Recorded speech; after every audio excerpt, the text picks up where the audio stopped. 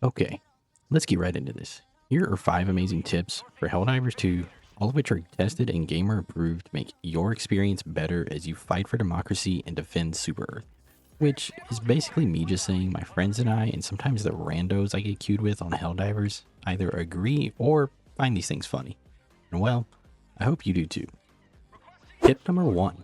When in doubt, more boom is the right choice. You can never have too much boom.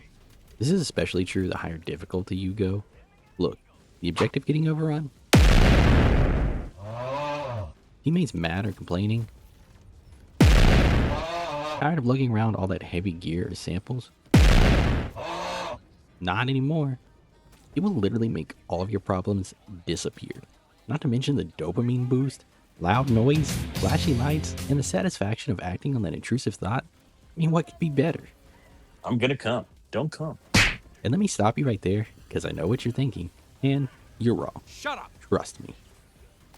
No matter the issue you run into in this game, more boom, high explosive grenades, or a 5 kg airstrike will get you out of almost any situation.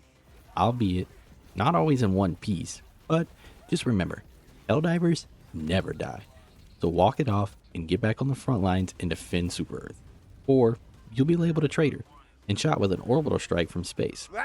Like I said, more boom solves any problem. Tip number 2. It's not the loadout, it's you. Yes, I'm talking to you. Don't try to figure out the game like there's some kind of meta for it. This is not League.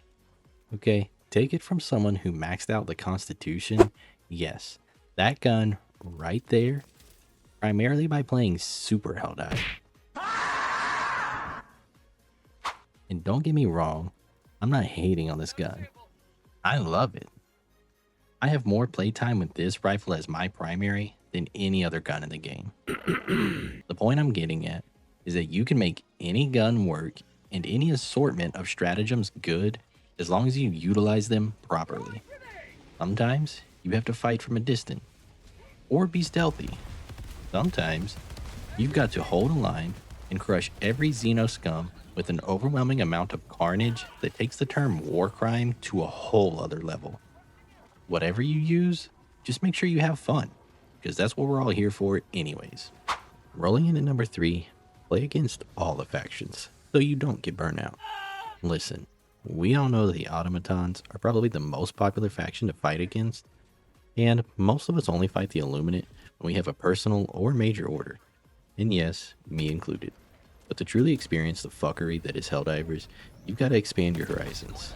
I know, it's not always easy to focus on the fight when you're looking at these guys lumbering around like a local crazy drunk and chasing after you flailing like you're in a shitty 90s zombie movie.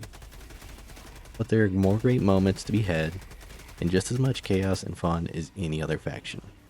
And while you're at it, you need to drop in on some more mega hives and exterminate some more bugs, because they are dropping different strains on these guys at different planets all the time.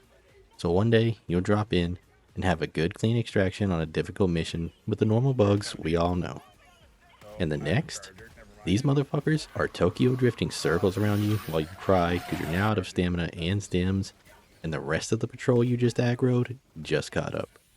Usually by now, I just refer back to tip number 1 and drop a 500 kg at my feet, salute my fellow Helldiver, and trust that they will complete the mission because acceptable casualties is the first term written on the contract you signed to become a Helldiver. I got knocked over. Stealth has gone all wrong. Oh god, I got launched. Hi. Yo, if you've made it this far, thank you so much. Drop a comment down below on your favorite part or hit that like button, as it helps me hone in my knowledge and skills to produce better content for you. These little things always help any creator, big or small. Anyways, thank you again. Which, yeah, you must have gone right around this patrol then, because, yeah, they... I just and couldn't I get have... by it. And I have a bile tank too. Nice. I tagged him with a dart. Winding it down with number 4, this isn't Dark Souls until it is. One of the most useful abilities in the game is the ability to dive and dodge out of the way to avoid damage or attacks at the click of a button. Sometimes you get so overwhelmed by enemies, you feel like you're back running your first playthrough of Dark Souls 1, spamming the roll button so much, the letters on your keyboard are no longer visible, or the buttons on your controller just stop working. And it's more than just movement, because it decreases damage from explosives by an insane multiplier. You can be just a few meters away from a hell bomb and dive at the right moment away from the explosion or behind a small rock or terrain feature, and you walk away without a scratch. Like the devs just invented a plot armor button. And other times, you might not get the timing right and be sent into space as a flying meatball, like the 1-ton manhole cover over the nuclear test of Operation Plum Bob in 1957. And yes, that's a real thing. Look it up. It's a really cool history story. Crazy. It's This actually armor was the pretty goat good. when I started. What? They're fucking everywhere. She got punched in the fucking mouth. This is just an 8, right? Yeah. Finishing off this short list with tip number 5, the game is not grindy, but it can be. You see that sick new gun or piece of armor in the superstore? Well, you better get your ass out there and farm for super credits like a real man to be able to buy it. Not only that, but the amount of samples you need to acquire to fully upgrade your ship is pretty crazy. Definitely not as bad of a grind as a lot of other games I've played, but we don't talk about those. You can absolutely play the game without doing a ton of grinding to get every warbond or piece of gear in the superstore, but let's be real. You want at least some of them, because if you can't look cool while doing it, then what's the point? Oh, and did I forget to mention that you have to extract with the samples to even get them? If you pick them up and don't complete the mission and extract with them in your massive freedom pocket, you know what I mean, then you don't get to use them to upgrade your ship. You can carry them and survive for an entire match. Then right before you get to the extraction shuttle, someone drops an orbital and jumps on the ship, just to watch you get disintegrated or caught by a stray rocket from some rando's rocket turret and lose it all right at the finish line.